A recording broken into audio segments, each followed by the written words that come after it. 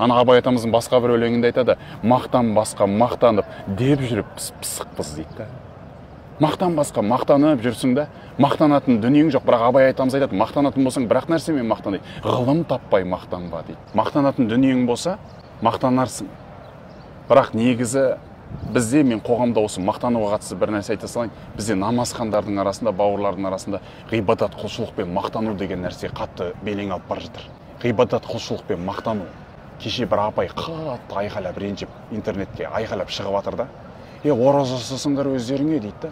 Айта бермеңдерші маған дейді да. Ол кісіні сіз қазір енді бүйтіп даттауыңыз мүмкін, бірақ басқа жағынан қарап көрсеш. Айтқан адам дұрыс айтпағанда, айтқан адам өзін биік қойып, ананы төмендетіп айтқан болуы мүмкін да, ренжіп тұрғанына қарағандашы. Не мынау? Ораза ұстамадыңдар ма? Депші, өйтіп айтпа сен, өйтіп жеткізбе. Міне ұстап жүрміз ғой, альхамдулилля. Ораза ұстап жүргенімізге 15 жыл болды деп қояды. Неге айтып тұрсың, не керек ол саған? 15 жылда айтып нең бар еді? Басқаша да жеткізуге болады ғой. Бұл ораза деген керемет құлшылық қой. Мен де естіп біліп жатырмын. Алла тағала ораза ұстауды нәсіп етсін деп бір айтып кетсең де болды ғой. Ар жағын детализация жасап, мен 15 жыл ұстадым, менің қасындағы әйелім 20 жыл ұстаған деп өйтіп ортаға ғибадатты қойып мақтанға салынбау керек та. Бұл ғибадат деген мақтанатын дүние емес қой.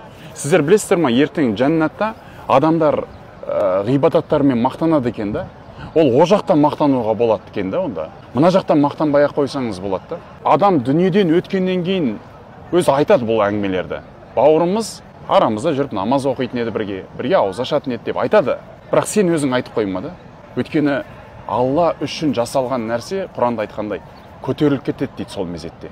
Алла үшін жасалған амал елдердің арасында әңгіме болып қалмайды екен. Алла үшін жасалған амал ұмытылып кетеді екен. Оны сен де ұмытып кетуің керек, оны өзгелер де білмесін. Алла тағалаға көтеріліп кетеді. Болды, сол жақта есептесесің да.